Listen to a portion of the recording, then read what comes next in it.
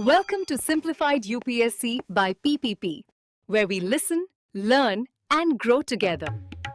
Detailed notes in English and Hindi, plus practice questions for prelims and mains, only on our Telegram channel.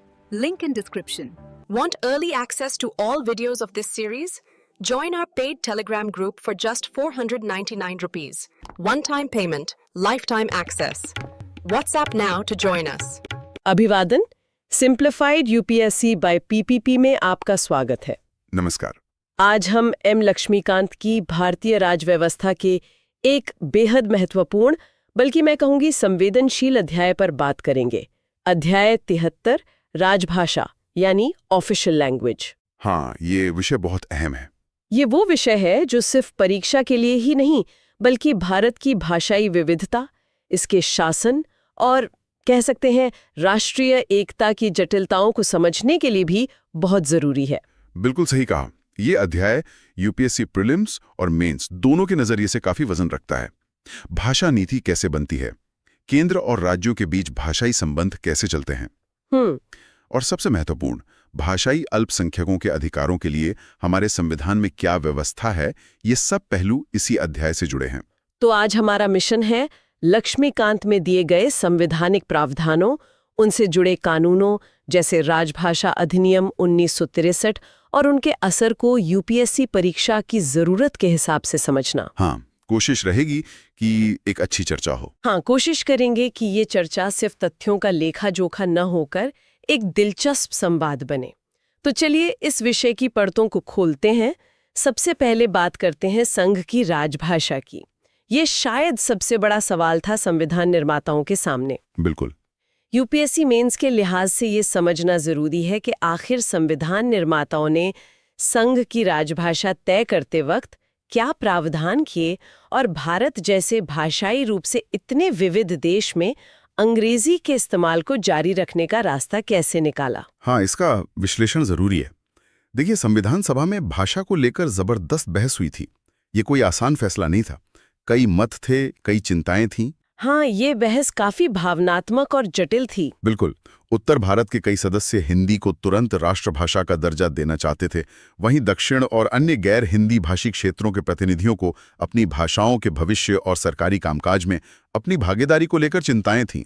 तो इसी गर्मागरम बहस और लंबे विचार विमर्श का नतीजा था अनुच्छेद 343(1). हाँ, आर्टिकल 343 क्लॉज 1। बिल्कुल, इसी अनुच्छेद 343(1) के तहत देवनागरी लिपि में लिखी जाने वाली हिंदी को संघ की राजभाषा घोषित किया गया। देवनागरी लिपि में हिंदी। लेकिन यहाँ एक और महत्वपूर्ण बात है, अंकों के लिए भारतीय अंकों के अंतर्राष्ट्रीय रूप को अपनाया गया, न कि देवनागरी अंकों को। हाँ, ये भी एक महत्वपूर्ण बिंदु है, अंतर्राष्ट्रीय अंक। ये भी एक तरह का समझौता ही था। और इससे भी महत्वपूर्ण, संविधान ने ये व्यवस्था दी कि संविधान लागू होने के बाद 15 साल तक, यानी 1965 तक, 15 साल तक अंग्रेजी भाषा उन सभी सरकारी कामों के लिए इस्तेमाल होती रहेगी जिनके लिए वो पहले से हो रही थी। और यहीं पर अनुच्छेद 343(3) की भूमिका आती है, जो परीक्षा के नजरिए से बेहद अहम है। हाँ,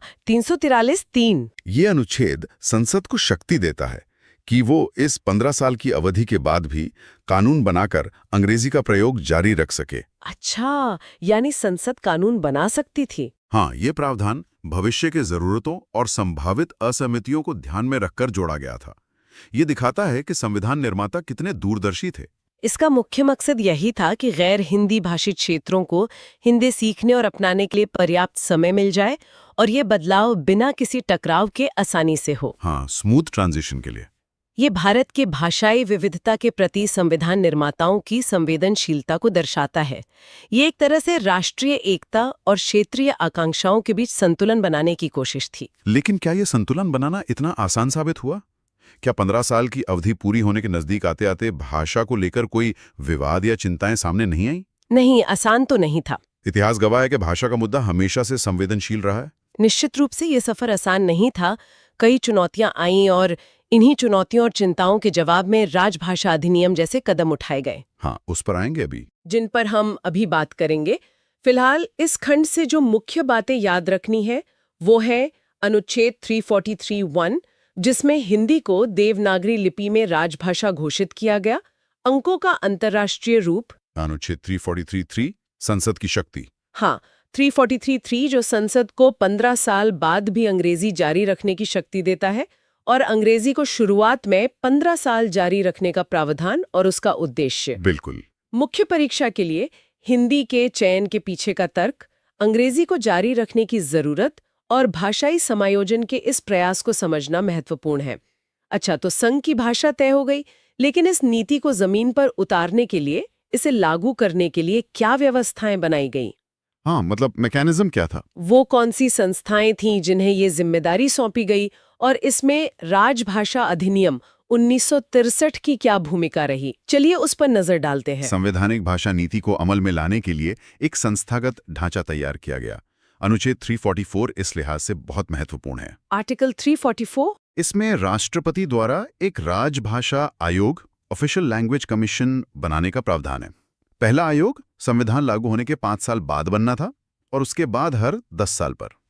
और इस आयोग का काम क्या था? इसका काम था हिंदी के बढ़ते प्रयोग और अंग्रेजी के प्रयोग को सीमित करने पर सरकार को सिफारिशें देना। अच्छा।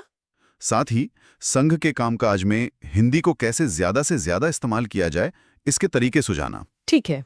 परीक्षा के लिए ये जानना बहुत जरूरी है कि पहले राजभाषा आयोग का गठन 1955 में श्री B.G. खेर की अध्यक्षता में किया गया था। B.G. खेर 1955? हाँ, इसने अपनी रिपोर्ट 1956 में सौंपी।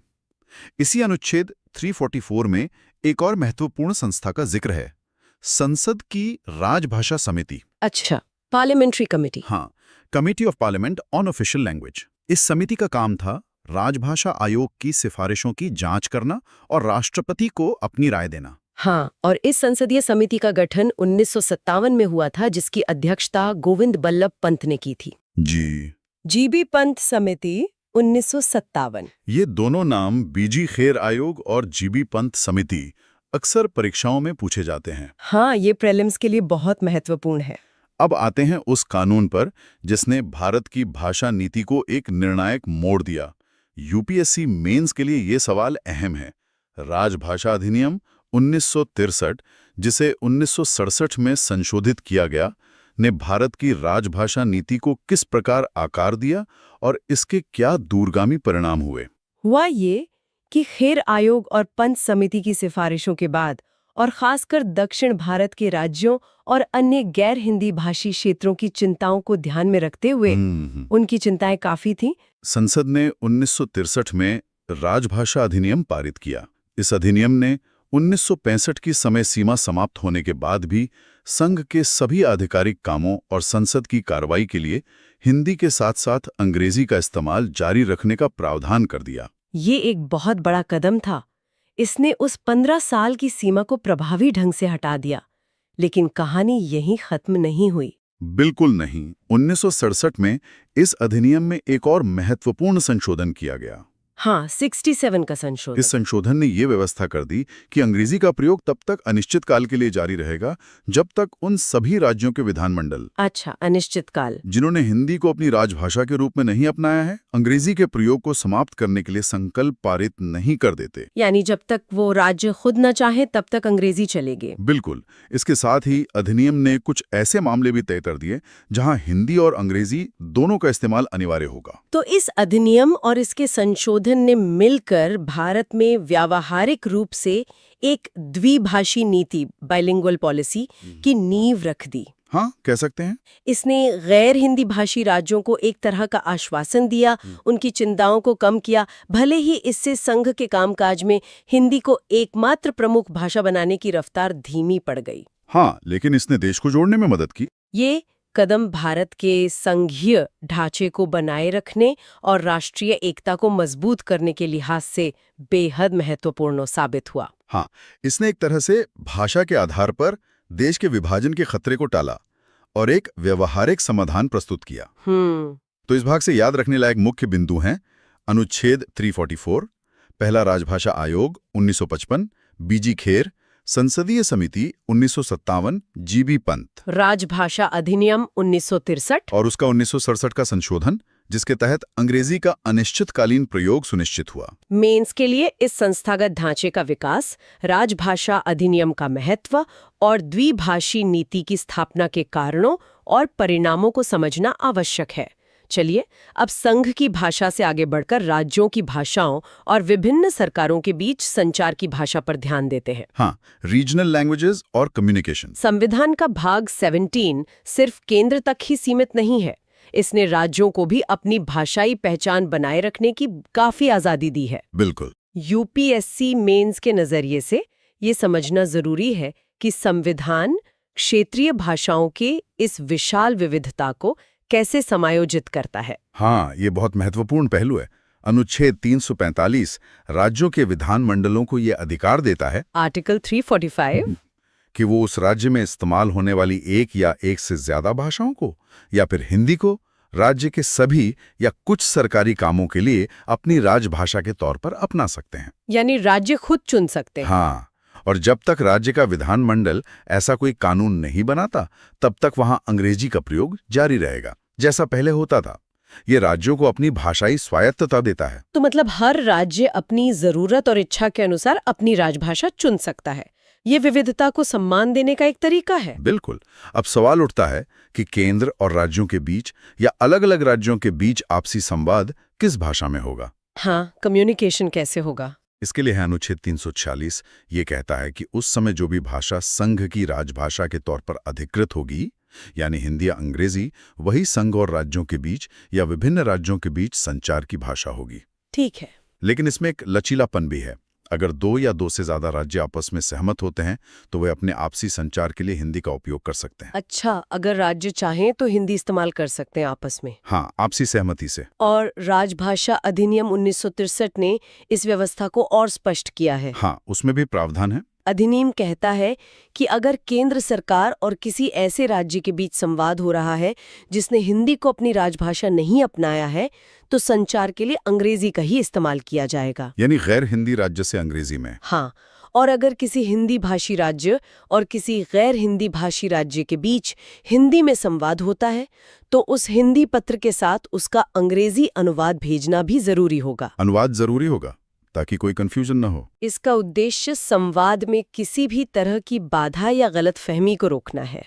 यहाँ एक और दिलचस्प प्रावधान है अनुच्छेद 47 में, जो अक्सर नजरअंदाज हो जाता है लेकिन महत्वपूर्ण है। आर्टिकल 347। हाँ, इसके अनुसार अगर किसी राज्य की आबादी का एक बड़ा हिस्सा, सब्सटैंशियल प्रोपोर्शन, ये मांग करता है कि उनके द्वारा बोली जाने वाली भाषा को भी उस राज्य में सरकारी मान्यता दी जाए। अच्छा, जनता की मांग पर? तो राष्ट्रपति ऐसी मांग पर विचार करके ये निर्देश दे सकते हैं कि उस भाषा को भी पूरे राज्य में या उसके किसी हिस्से में सरकारी कामों के लिए आधिकारिक रूप से मान्यता दी जाए। ये तो बहुत महत्वपूर्ण है अल्पसंख्यकों के लिए। ये भाषाई अल्पसंख्यकों के हितों की रक्षा के लिए एक महत्वपूर्ण संवैधानिक सुरक्षा कवच है। तो कुल मिलाकर ये प्रावधान राज्यों को अपनी भाषा चुनने की आजादी देते हैं, केंद्र राज्य और राज्य के बीच संचार के नियम तय करते हैं और जरूरत पड़ने पर किसी राज्य के भीतर अन्य भाषाओं को भी मान्यता देने का रास्ता खोलते हैं। हाँ, ये भारत की भाषाई जटिलता को संभालने का एक व्यापक प्रयास है। इस खंड के मुख्य बिंदु हैं अनुच्छेद 345 राज्यों की राजभाषा, अनुच्छेद 346 संचार की भाषा और इसके साथ राजभाषा अधिनियम के नियम और अनुच्छेद 347 राष्ट्रपति की शक्ति। हाँ, ये तीनों आर्टिकल जरूरी हैं। मेंस के लिए राज्यों की भाषाई स्वायत्ता, अंतर सरकारी संचार के नियम और भाषाई विविधता के प्रबंधन के संवैधानिक तरीकों को समझना महत्वपूर्ण है। अब आते हैं एक और महत्वपूर्ण क्षेत्र पर, न्यायपालिका और कानूनों की भाषा। यहाँ मामला और दिलचस्प हो जाता है। हाँ, जुडिशरी और लॉज की लैंग्वेज। क्योंकि यहाँ सटीकता और एक रूपता की जरूरत बहुत ज्यादा होती है। संविधान ने इस संबंध में क्या व्यवस्था की है? इसके लिए हमें अनुच्छेद 348 को देखना होगा। आर्टिकल 348। यह अनुच्छेद बहुत स्पष्ट रूप से कहता है कि जब तक संसद कानून बनाकर कोई और व्यवस्था न कर दे, तब तक दो चीजें होंगी।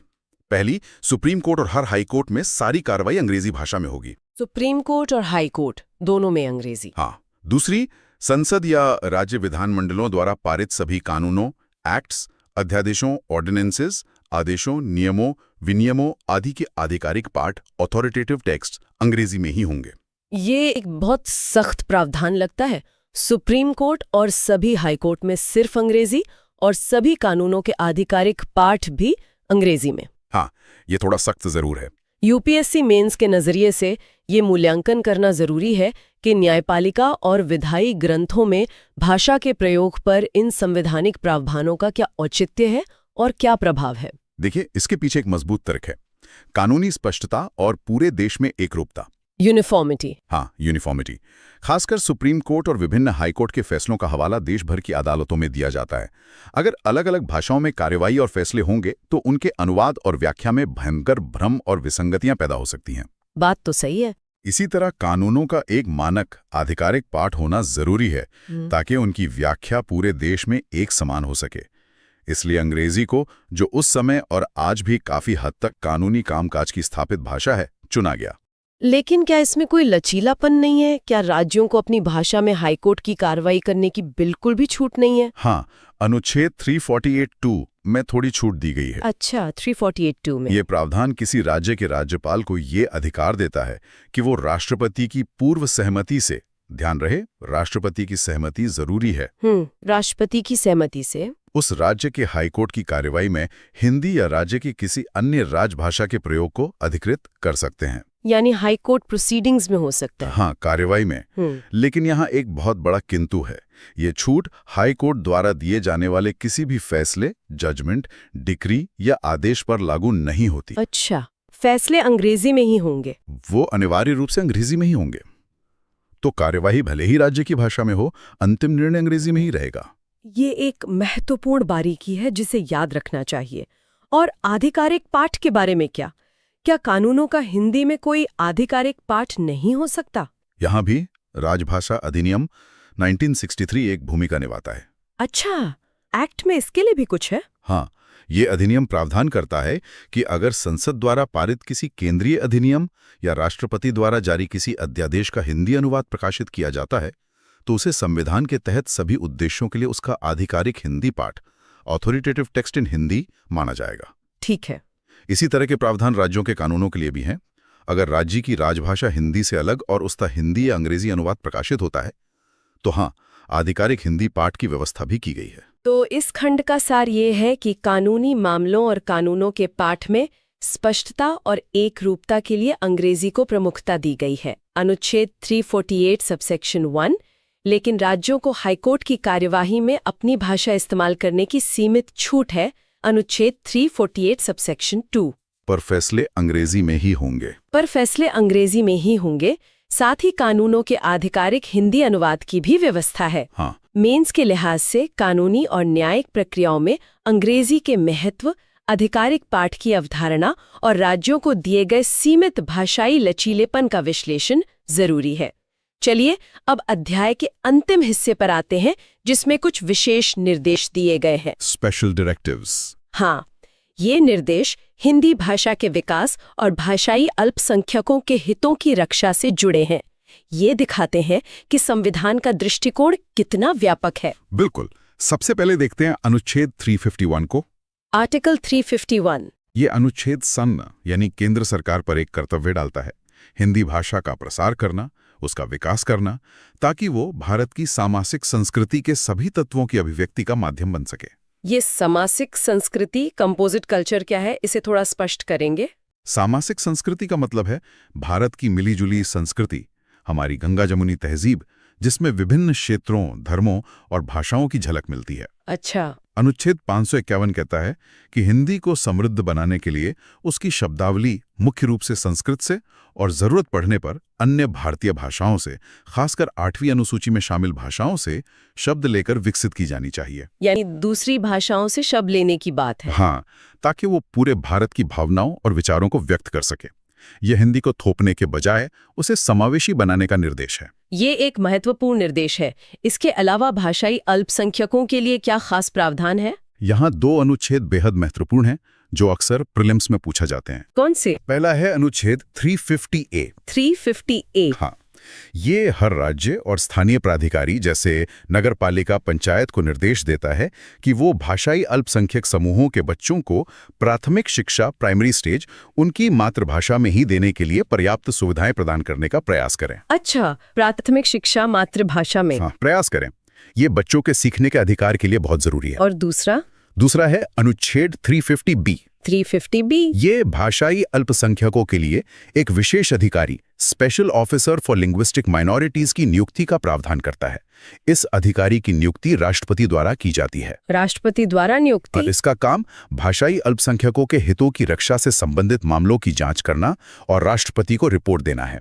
ये एक संवैधानिक पद है। तो ये प्रावधान साफ दिखाते हैं कि संविधान जहां एक तरफ हिंदी को संघ की राजभाषा के रूप में बढ़ावा देने की बात करता है, वहीं दूसरी तरफ वो भारत की अन्य भाषाओं और भाषाई अल्पसंख्यकों के अधिकारों के प्रति भी उतना ही सजग और संवेदनशील है। बिल्कुल, ये एक संतुलन साधने का प्रयास है। ये एक बेहतरीन संतुलन साधने का प्रयास है। और इसी संदर्भ में 8वीं अनुसूची 8 स्केड्यूल का जिक्र करना भी जरूरी है। हाँ, 8 स्केड्यूल। इस अनुसूची में उन भाषाओं को सूचीबद्ध किया गया है जिनके विकास के लिए सरकार विशेष प्रयास करती है।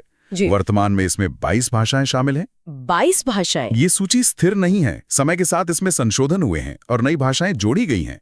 खैर, आयोग और पंत समिति ने भी 8वीं अनुसूची की भाषाओं के विकास पर जोर दिया था। तो इस अंतिम खंड के महत्वपूर्ण बिंदु हैं अनुच्छेद 351 हिंदी का विकास और सामासिक संस्कृति, अनुच्छेद 350A मातृभाषा में प्राथमिक शिक्षा, और 8वीं अनुसूची जिसमें 22 भाषाएं हैं। हाँ, 8वीं अनुसूची मेंस के लिए संघ का हिंदी के विकास का कर्तव्य, भाषाई अल्पसंख्यकों के लिए संवैधानिक सुरक्षा उपाय और 8वीं अनुसूची के महत्व को समझना आवश्यक है। तो ये था एम लक्ष्मीकांत के अध्याय 73 राजभाषा का हमारा विस्तृत विश्लेषण। हमने देखा कि कैसे संविधान ने संघ की राजभाषा तय की, कैसे अंग्रेजी के प्रयोग को जारी रखा गया, आयोग, समिति, अधिनियम, कैसे राजभाषा आयोग और संसदीय समिति बनी, राजभाषा अधिनियम ने कैसे स्थिति को बदला, राज्यों को क्या अधिकार मिले, न्यायपालिका और कानूनों की भाषा क्या तय हुई, और स्पेशल डायरेक्टिव्स भी, और कैसे हिंदी के विकास के साथ साथ भाषाई अल्पसंख्यकों के हितों का भी ध्यान रखा गया। तो इन सब बातों का सार क्या निकलता है? सार यही है कि भारत की भाषा नीति एक बहुत ही जटिल संतुलन और समायोजन का परिणाम है। ये राष्ट्रीय एकता की जरूरत और क्षेत्रीय भाषाई आकांक्षाओं के बीच एक नाजुक सामंजस्य स्थापित करने का निरंतर प्रयास है। ये दिखाता है कि कैसे संविधान ने भारत की अद्भुत भाषाई विविधता को स्वीकार किया और उसे समायोजित करने की कोशिश की। परीक्षा के लिहाज से जो मुख्य बातें दिमाग में रखनी है वो है अनुच्छेद 343 से 351 तक के प्रावधान। हाँ, ये आर्टिकल जरूरी हैं। खेर आयोग 1955 और पंत समिति 1957, राजभाषा अधिनियम 1963 और उसका 1967 का संशोधन, 8वीं अनुसूची की 22 भाषाएं और भाषाई अल्पसंख्यकों के लिए विशेष अधिकारी का पद, अनुच्छेद 350B। बिल्कुल, और मुख्य परीक्षा के नजरिए से भारत की द्विभाषी नीति के विकास के पीछे के तर्क, इन संवैधानिक प्रावधानों का संतुलनकारी स्वरूप, हाँ, वो संतुलन, भाषा नीति के राजनीतिक और सामाजिक प्रभाव और भाषाई अल्पसंख्यकों के संरक्षण के उपायों का आलोचनात्मक मूल्यांकन महत्वपूर्ण है। ये स्पष्ट है कि भारत जैसे बहुभाषी देश में भाषा नीति कभी भी एक स्थिर या अंतिम रूप नहीं ले सकती। एक निरंतर विकसित होने वाली प्रक्रिया है। हाँ, एक डायनामिक प्रोसेस है जिसमें सामाजिक, राजनीतिक और अब तकनीकी बदलाव भी नई चुनौतियां और संभावनाएं पेश कर रहे हैं। और यहीं से जुड़ता है आज का हमारा विचारणीय प्रश्न। हाँ, आज के वैश्वीकरण और डिजिटल युग में जहां अंग्रेजी एक विश्वव्यापी संपर्क भाषा बन चुकी है, क्या भारत की मौजूदा संवैधानिक भाषा नीति, विशेषकर त्रिभाषा सूत्र जो स्कूली शिक्षा से जुड़ा है, अभी भी उतनी ही प्रासंगिक है? ये सोचने वाली बात है। क्या इसमें समय के साथ पुनर्विचार या बदलाव की आवश्यकता है? और क्या तकनीक जैसे आर्टिफिशियल इंटेलिजेंस और मशीन ट्रांसलेशन भाषाई विभाजन को पाटने में मदद कर सकती हैं? या फिर वे मौजूदा असमानताओं को और गहरा कर सकती हैं? हाँ, ये भी एक सवाल है। इस पर सोचेगा जरूर। सिंप्लीफाइड यूपीएससी बाय पीपीपी में आज हमारे साथ जुड़ने के लिए धन्यवाद। धन्यवाद। अगली बार फिर मिलेंगे एक नए विषय के गहन विश्लेषण के साथ। Thanks for watching. Follow us on Telegram and Instagram. Don't forget to like, share, and subscribe.